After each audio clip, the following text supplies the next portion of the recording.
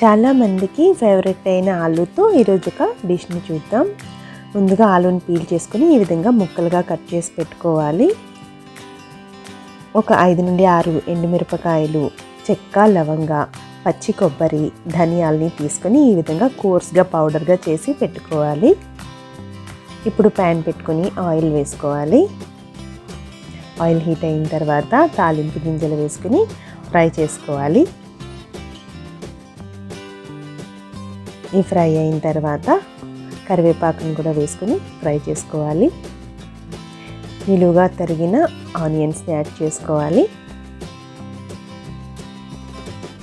వీటిని బాగా ఫ్రై చేసుకోవాలి.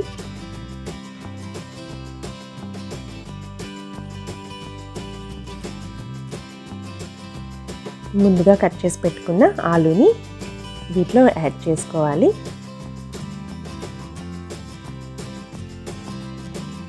కొద్దిగా పసుపు, రుచికి సరిపడినంత సాల్ట్ని యాడ్ చేసుకొని బాగా ఫ్రై చేసుకోవాలి.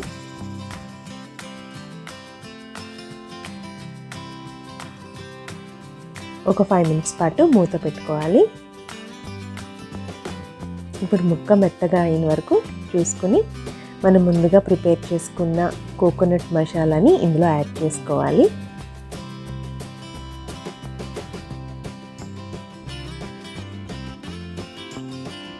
ఇప్పుడు మీ రుచికి సరిపడినంత కారాన్ని కూడా యాడ్ చేసుకోవాలి. కాసేపు ఫ్రై చేసుకోవాలి. కొత్తిమీర వేసుకుని సర్వ్ చేసుకోవడమే. ఈ డిష్ సైడ్ డిష్గా చాలా టేస్టీగా ఉంటుంది. తప్పకుండా ప్రయత్నించి చూడండి. Thank you for watching.